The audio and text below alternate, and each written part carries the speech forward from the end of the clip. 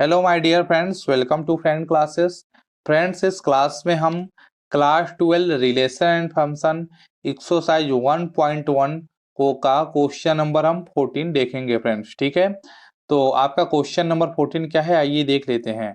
कहा जा रहा है कि let L be the set of all lines. L क्या है आपका, एक सेट है all lines in X Y plane. ठीक है ना, एक्स वाई प्लेन में का आपका सभी जो लाइन है उसका एक सेट है जो आपका एल है। ठीक है, तो आप क्या लिखेंगे, आप लिखेंगे L equal to set of all line. ठीक है ना, set of all line in X Y plane. ठीक है ना, in X Y plane. Friends, अब आपके दिमाग में क्वेश्चन आ रहा है कि ये एक्स वाई प्लेन क्या है। आपको एक्स वाई प्लेन को देखकर डरना नहीं है, कुछ भी नहीं है। ठीक है ना, बस आपको हम समझा दे रहे हैं कि आपने ऐसा बहुत देखा होगा। ये आपका क्या है, ये आपका एक्स है।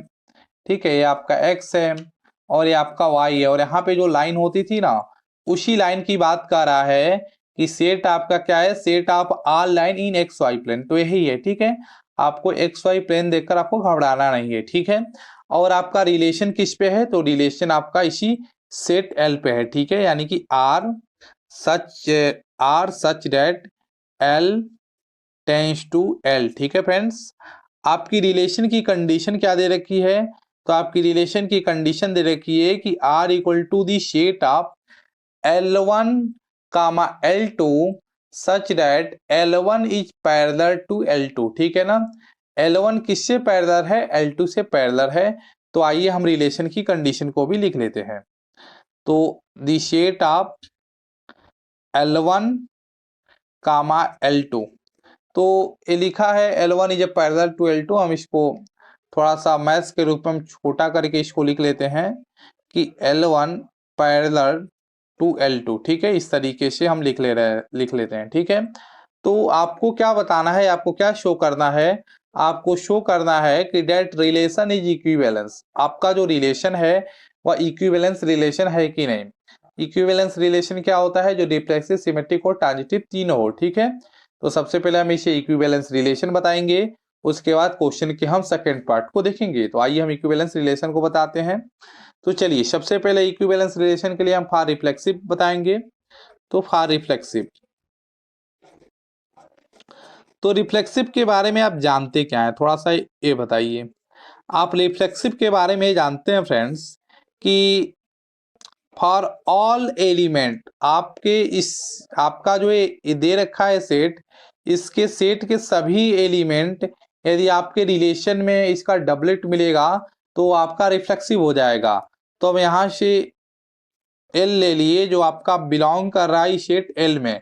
यदि इस एल का हमें डबलेट मिल जाए, एल कामा एल हमें मिल जाए आर में, तो ये क्या हो जाएगा, रिफ्लेक्सिव हो जाएगा। तो एल कामा एल आर में कब मिलेगा, जब इस कंडीशन को होल्ड करेगा, यानी कि एल पैरेलल टू एल। ठीक है ना, यानी कि एल क्या है, एल से पैरेलल हो। Every line is parallel to itself. सभी लाइन अपने आप से तो पैरेलल होते ही हैं, उसमें तो कोई दिक्कत है ही नहीं। तो हमें क्या मिल गया, एल कामा एल ऑर्डर पेयर मिल गया जो हमें रिलेशन में बिलोंग कर रहा है।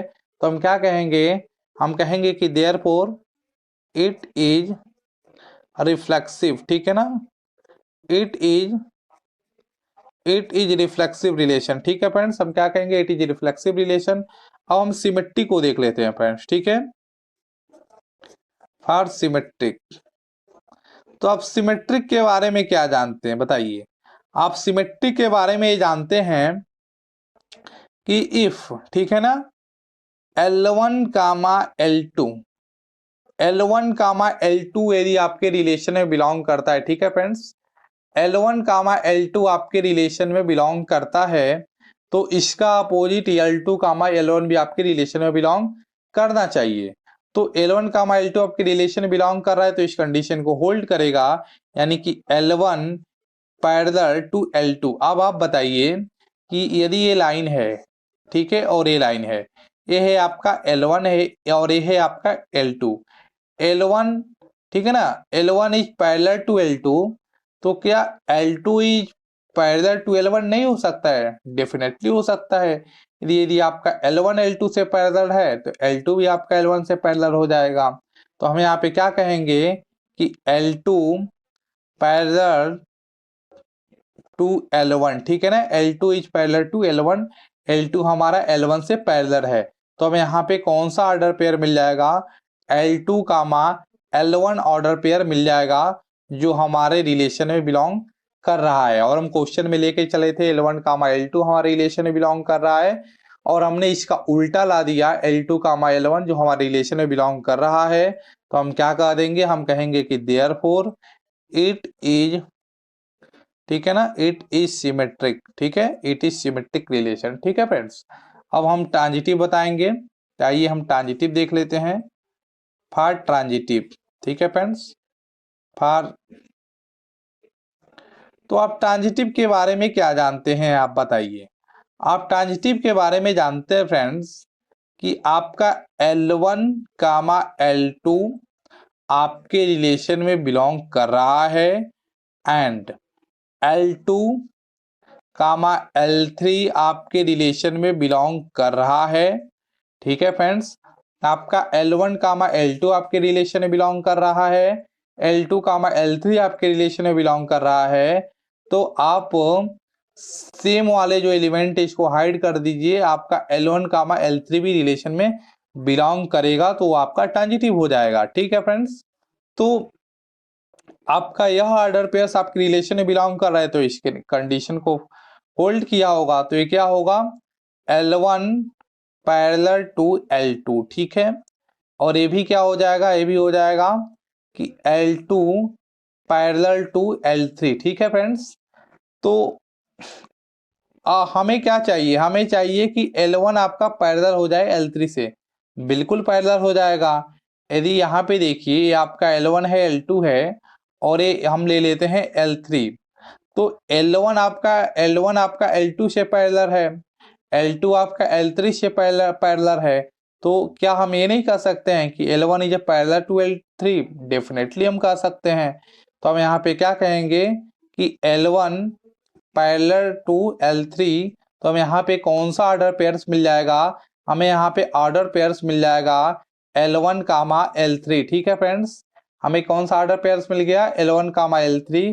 हम कहेंगे कि जो हमारे रिलेशन में बिलोंग कर रहा है, हम कहेंगे कि देयरफॉर इट इज ट्रांजिटिव, ठीक है ना, it is transitive relation, it is transitive relation, ठीक है फ्रेंड्स। देखिए आपके ऑर्डर पेयर जो L1 L2 था, L1 आपका पहले प्लेस पर था, L2 आपके सेकंड प्लेस पर था, इसलिए हमने L1 पैरेलल टू L2 लिखा। उसी तरीके से यहाँ पे L1 पैरेलल टू L3 है, तो हमने लिखा कि L1 कामा L3 जो आपके रिलेशन में बिलोंग कर रहा है, इट इज ट्रांजिटिव रिलेशन। तो आपने देखा हमें रिफ्लेक्सिव, सिमेट्रिक और ट्रांजिटिव हमने तीनों रिलेशन बताया। फ्रेंड्स इस तरीके के क्वेश्चन में आपको लिखने का तरीका मालूम होना चाहिए, क्योंकि आप क्या देख रहे हैं कि इस तरीके के क्वेश्चन में आप अल्फाबेट से खेल रहे हैं, ठीक है। तो इसमें सबसे जो मेन चीज होता है ना, उसमें आपको लिखने का तरीका मालूम होना चाहिए। अब हम क्वेश्चन के सेकेंड पार्ट को देख लेते हैं। तो क्वेश्चन का सेकेंड पार्ट क्या कर रहा है कि find the set of all lines related to the line. चलिए आइए हम इसको समझ लेते हैं क्या कर रहा है। देखिए ये कह रहा है कि find the set of all lines, ठीक है ना। आपको क्या फाइंड करना है? आपको वह लाइन फाइंड करना है जो इस लाइन से रिलेटेड हो, y equal to 2x plus 4, ठीक है फ्रेंड्स। आपको देखिए कहा जा रहा है कि आपको वह लाइन फाइंड करना है जो आपका इससे रिलेटेड हो, y equal to 2x plus 4, ठीक है फ्रेंड्स। यही तो कह रहा है कि find the set of all lines.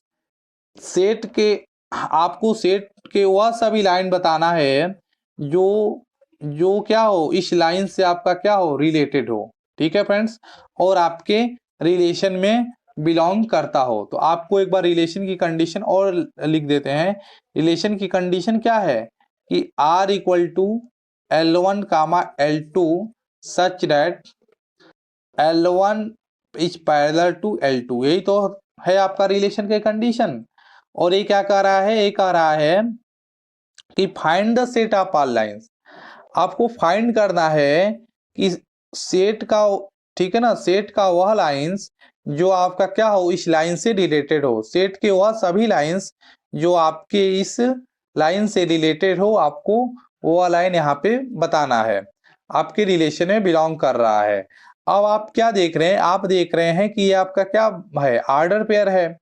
यानी कि किसी भी ऑर्डर पेयर को आपके रिलेशन में बैठने की जगह कब मिल रही है, जब वह इस रिलेशन के कंडीशन को होल्ड कर रहा है। तो कंडीशन को होल्ड करने का मतलब क्या है कि ये जो लाइन होगी यहाँ पे, ठीक है, वह इस लाइन के क्या होगी, पैरेलल होगी, तभी वह इस क्या होगी, रिलेटेड होगी। ठीक है फ्रेंड्स, यानी कि ए लाइन जब इस लाइन से पैरेलल होगी तभी ये रिलेशन में बिलोंग करेगी। ठीक है, तो यहाँ पे देखिए ये जो y इक्वल टू 2x+4 है फ्रेंड्स, तो हम इसको क्या लिख रहे हैं, y इक्वल टू 2x+4। आपने क्लास 11th में पढ़ा होगा, यह किस फॉर्म का दिख रहा है, ये आपको दिख रहा है y इक्वल टू mx+c का। आपने पढ़ा होगा ना, स्लोप ऑफ टेंजेंट, m क्या होता था, m आपका स्लोप होता था, m आपका स्लोप होता था। ठीक है फ्रेंड्स, तो ये आप, आई होप आपने क्लास 11th में पढ़ा होगा। y इक्वल टू mx+c का आपको दिख रहा है। ठीक है, तो ये जो लाइन है, इस लाइन के क्या होना चाहिए, पैरेलल होना चाहिए। ये लाइन इस लाइन के पैरेलल होगा तभी तो इस रिलेशन में बिलोंग करेगा। यदि हम चाहते हैं कि रिलेशन की लाइन पैरेलल होनी चाहिए, हम यही तो चाहते हैं, ठीक है ना, कि ये जो रिलेशन की जो लाइनें हैं क्या होनी चाहिए, पैरेलल होनी चाहिए, तभी आपके रिलेशन में बिलोंग करेगा। तो देखिए फ्रेंड्स, यदि लाइन पैरेलल होना करना है, ठीक है फ्रेंड्स, तो ए लाइन इस लाइन की पैरेलल होनी चाहिए। अब एक बात समझिए, पैरेलल लाइन की स्लोप क्या होनी चाहिए, इक्वल होनी चाहिए। पैरेलल ये आपका स्लोप है, ये भी आपका स्लोप है, तो पैरेलल लाइन का यदि आपका स्लोप इक्वल है, होनी चाहिए, ठीक है, पैरेलल लाइन का स्लोप इक्वल होना चाहिए। तो हम इक्वल करने के लिए हम क्या करते हैं, y इक्वल टू 2x+c कर देते हैं। ठीक है, क्योंकि पैरेलल लाइन की स्लोप क्या होनी चाहिए, इक्वल होना चाहिए। अब बस आप इसको देखिए और इसको देखिए, ठीक है, यहाँ पे आपको दोनों का स्लोप आपको सेम रखना है और c के वैल्यू को आप चेंज करते जाइएगा, तो आपको डिफरेंट क्या होता जाएगा, आपको डिफरेंट यहाँ पे वैल्यू मिलती जाएगी और गिवन लाइन जो कि क्या होगी, गिवन लाइन से पैरेलल होगी। ठीक है फ्रेंड्स, तो इस तरीके का क्वेश्चन था। एक बार हम आपको और बता दे रहे हैं, बहुत ध्यान से सुनिए। क्वेश्चन ये था कि set of all lines related to the Y, related to the line Y. ठीक है, आपको सेट के वह लाइंस बताने हैं जो आपके इस लाइन से रिलेटेड हैं तो आप और रिलेशन में बिलोंग कर रहा है।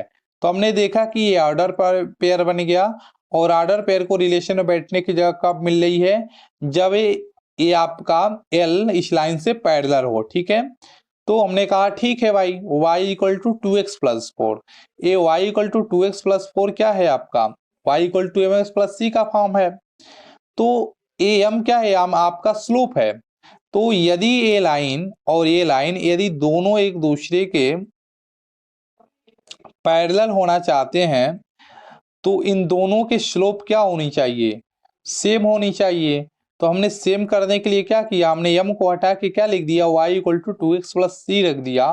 अब यहाँ पे आप c की वैल्यू को यदि चेंज करते जाएंगे तो आपको क्या मिलेगा, आपको L पे यहाँ पे वह लाइन मिलेगी जो इससे क्या होगी, जो इससे क्या होगी, जो इससे रिलेटेड होगी। ठीक है ना, जो इससे रिलेटेड होगी और पैरेलल होगी। ठीक है फ्रेंड्स, तो इस तरीके का एक क्वेश्चन था। आप इसको प्रैक्टिस करते रहिए और ध्यान से सुनिए, आई होप आपको समझ में आ जाएगा। हमने सभी चीज बता दिया है इस क्वेश्चन में। फ्रेंड्स, अब हम अगले लेक्चर में मिलते हैं।